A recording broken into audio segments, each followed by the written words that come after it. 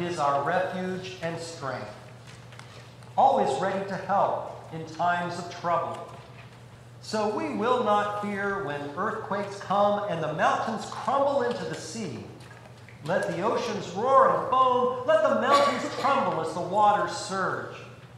The nations are in chaos and their kingdoms crumble. God's voice thunders and the earth melts. The Lord of heaven's armies is here among us. The God of Jacob is our fortress. I'd like to talk to you this morning about what else? The coronavirus, COVID-19. No surprise there, right? I mean, that's what everybody's talking about everywhere. Indeed, governments and institutions are struggling with how to respond to it. Schools and universities, they've stopped face-to-face instruction. Major sporting events are canceled. There's no March Madness. Ugh. We've not experienced anything quite like this in our lifetimes, have we? And as you probably noticed, people around us are responding in all sorts of ways. Now, on one extreme, there are some people now who are consumed by fear, almost panic. It's like this is the apocalypse. And my gosh, have you thought of all things that there would be a run on toilet paper? You know, I mean, if the world comes to an end, at least we got our toilet paper. But seriously, there is, in some circles, tremendous fear and panic. And maybe we sense some of that at times. Still, for many of us as people of faith, a sense of abject terror, well, that doesn't sit quite well with us. That may feel a bit over the top, and we resist that. But then there's the other extreme, right? Perhaps we put people who put no stock in this at all. It's just fake news, a bunch of media hype. But then we read firsthand accounts from places like Italy, a nation not unlike our own, a nation in crisis, where the health system is overwhelmed, where everything is shut down, businesses, public places, churches, everything but medical facilities, grocery stores, and drugstores. And even the most cynical witnesses who are on the ground there, Americans who are there, are telling us, they say, take this seriously. Don't underestimate it. How are we as Christians to sort our way through all of these messages, to sort our way through the noise? How do we separate fact from exaggeration? How do we know? Well, similar to Jeff, something that's helpful for me is to turn to places like the CDC, the Center for Disease Control. And here's how the CDC describes the virus and some of the current situation. According to the CDC, the coronavirus, or COVID-19, is an infectious disease caused by a new virus that had not been previously identified in humans. The virus causes respiratory illness like the flu, with symptoms such as cough, fever, and in more severe cases, pneumonia. This was first detected in China and has now been detected in more than 100 locations internationally, including the United States. As of yesterday, including in Tuscarawas County. Reported illnesses have ranged from very mild, including some people who have it and don't even have any symptoms. They may not even know they have it, to, on the other end, severe symptoms, including illness and death. Older people and people of all ages with severe underlying health conditions like heart disease, lung disease, and diabetes seem to be at higher risk of developing a serious COVID-19 infection. A pandemic is defined as a global outbreak of disease. Pandemics happen when a new virus or illness emerges to infect people, and when it can spread from people, between people, sustainably. Because there is little to no pre-existing immunity against a new virus or disease, it spreads worldwide and it spreads rapidly. The spread of COVID-19 fits the profile of a pandemic. The CDC also adds that a report out of China suggests serious illness occurs in 16% of the cases. 16% of the cases.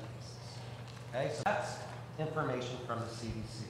Now, I want to comment a bit on that 16% of the cases part. Because on one hand, you can say like 84% of the people hardly are affected by it, or to a lesser degree. And in fact, some people don't show symptoms. But the scary part is the part where there are people who don't show any symptoms. And here's why. You can have no symptoms, but you can still be infectious to others. So, you may never get sick, but you may come in contact with someone else who is very vulnerable and they can get sick. And you didn't even know you were sick, so you didn't even know you were. So Jeff had shared with us earlier many of the precautions the CDC has put out there. The biggest one is washing your hands. Believe it or not, sounds so simple. I'm told that you're supposed to wash it 20 seconds with hot soap and water, which is the time it takes to sing the ABC song. So they're saying that is the absolute best thing we can do. And to build new habits like washing our hands whenever we come in the door and right before we go out the door, things like that.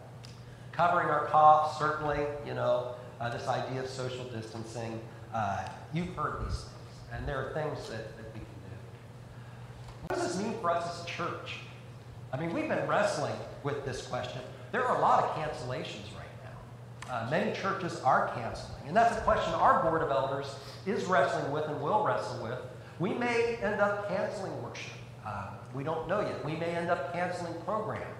There may be other steps that we find the need to take. We have not taken them yet. One thing I would say, and I'm saying this to anybody that asks me, and I would encourage you to help me relay it to others, that if you personally feel uncomfortable or concerned about coming to worship, and you're afraid of the risk of infection, or maybe you're afraid of spreading it to others, or maybe you're not afraid for yourself, but you interact with people who are vulnerable, and you feel real hesitation to come to worship. During this illness, it's okay. Stay home. It's okay. We're not going to judge you. We're not going to condemn you. If you want to be here, we welcome you. But I don't want anybody to feel any pressure or obligation.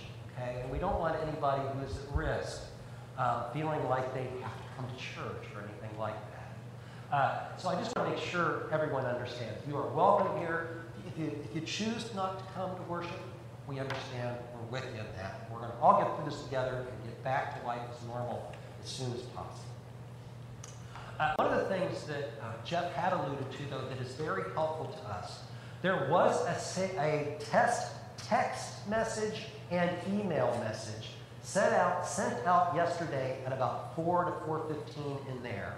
And if you got that text, great. But if you did not get that email or you did not get that text message, that means we don't have your information in kind of our central information store, and we want that from you.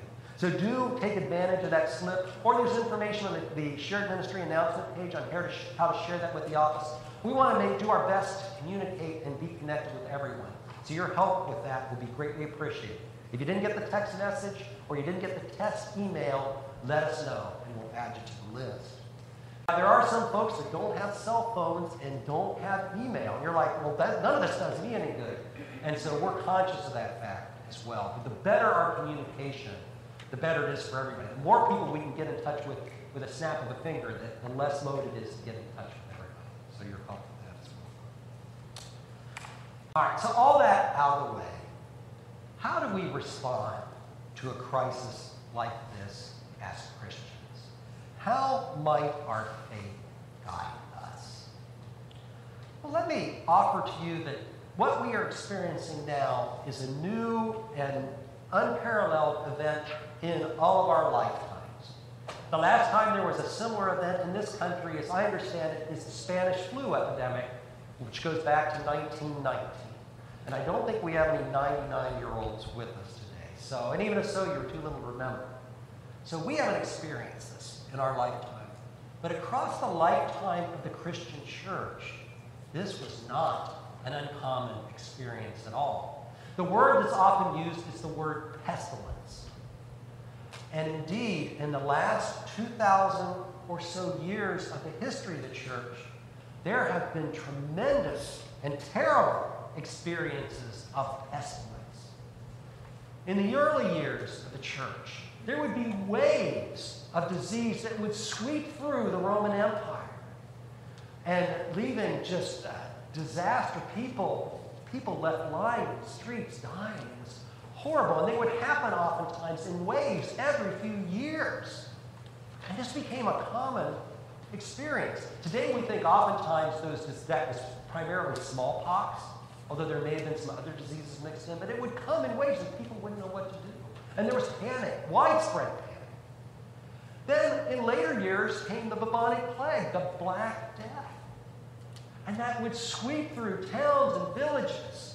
And our forebears knew this as a part of their experience. How did they respond to it? Indeed, as Moravians, we take pride in our mission heritage. But amongst the early missionaries, there was a large percentage of death due to disease. The folks would go out in the fields to serve in the mission field, and many of them would have no immune system in place for the diseases they would encounter there, and many would die. There's a term in Moravian history called the Great Dying, and it refers to the losses these people experienced. And the amazing thing was they went in there with eyes open, knowing that could happen, and they kept going even after it did happen. And the world was changed because of that. So how did our forebears respond to crises like this? Well, to put it simply, they responded with faith. Faith, not fear. They refused to give in to fear, but they kept their eyes focused on God. And from that, they found the strength and the courage to respond to whatever came. And they would stand out in their society. They were the people who were not afraid. There's a famous story in our Moravian history. You've heard it before, but I'll share it again in case there are those who haven't. Many of us have heard the name John Wesley, who would go on to found the Methodist Church. But while Wesley was on his journey to faith, he found himself coming to the New World, sailing from England to Georgia, and on his ship was a group of Moravian missionaries and settlers also bound for Georgia. He called them the Germans because they spoke German in their midst. And throughout the trip, Wesley was very impressed by the example of these Germans, of these Moravian Christians. But then in the middle of the storm, of a great storm hit, and in the middle of that storm, there began to be fears that this ship was going to sink. It was being tossed back and forth. And Wesley and the other English were crying out in fear, grown men screaming at the top of their lungs in terror.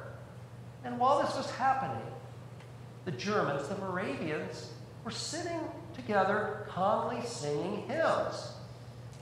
Men, women, children, they sang together.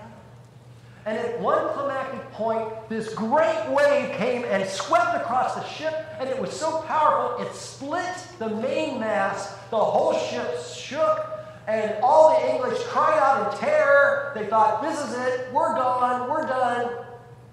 And the Germans kept singing. Afterwards, when the storm had settled and they were picking up the debris, Wesley went to them and he said, what was that? How come you kept singing? Were you not afraid?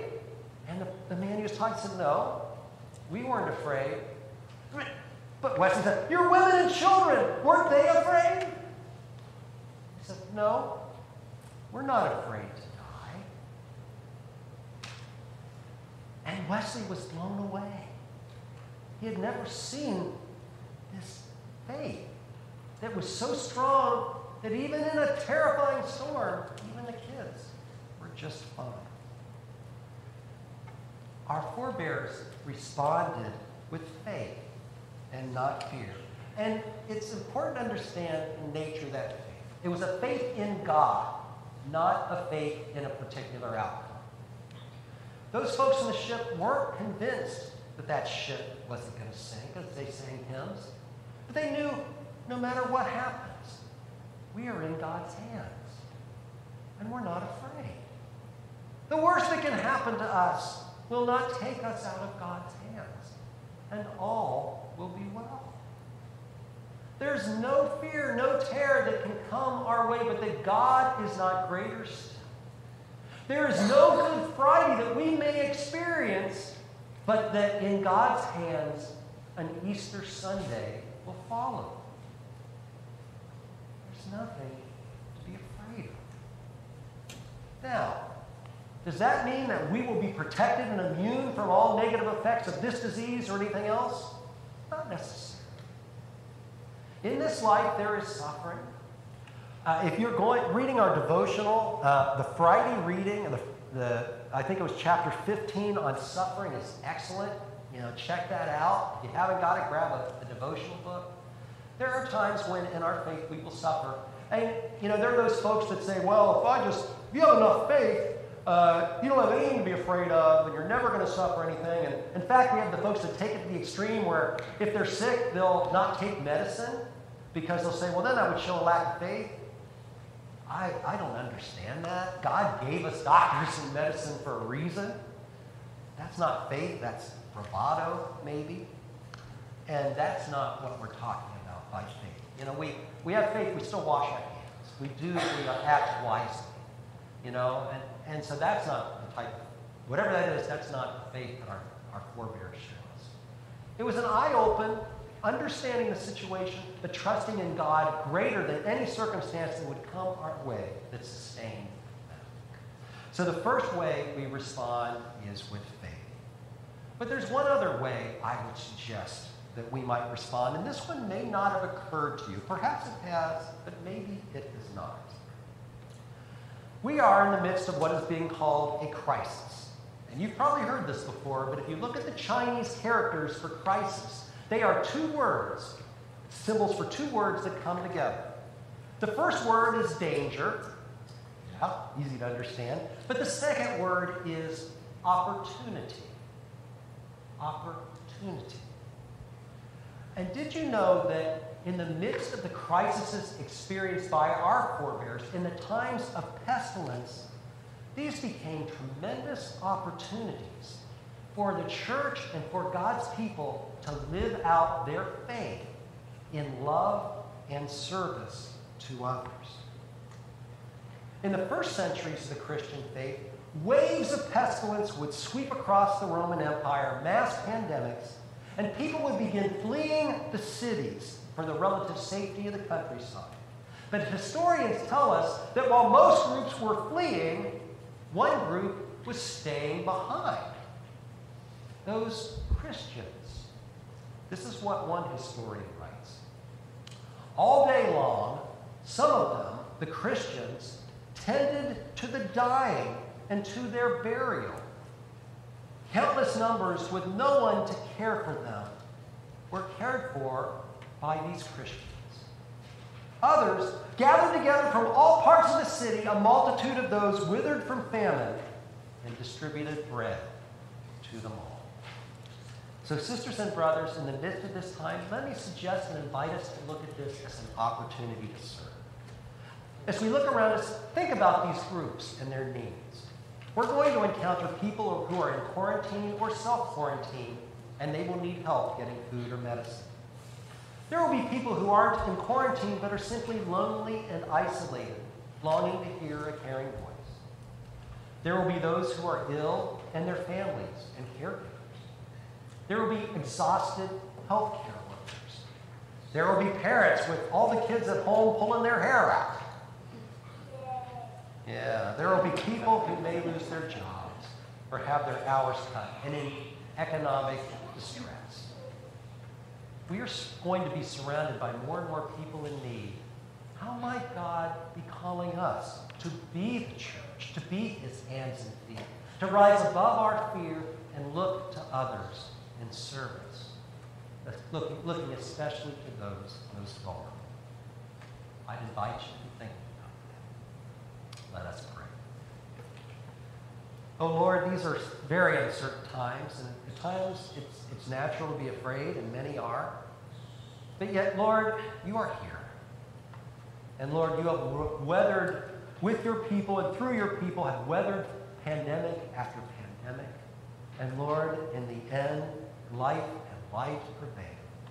And Lord, as we trust in you, we need not fear.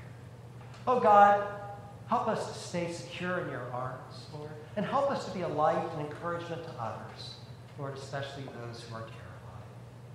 And Lord, show us, call us, show us little ways that we might be able to serve others in need around us. Lord, we ask that you would open those doors that we might express your love to a world that at this time is in desperate need of such love. We ask and pray these things in Jesus' name. Amen. I'm going to invite us to sing hymn 771. We will sing the first and last verse. The first and last verse, 771. Let's sing.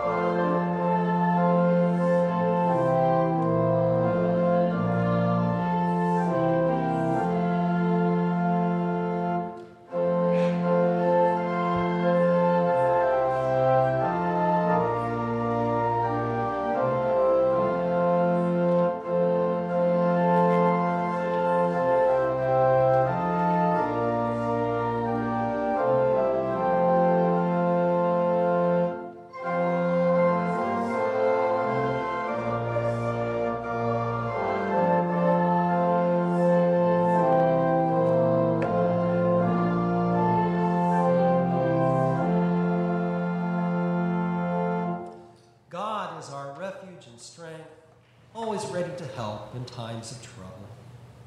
The Lord of heaven's army is here among us. The God of Israel is our fortress. Sisters and brothers, let us go forth from here in peace to love and serve the Lord and our neighbor.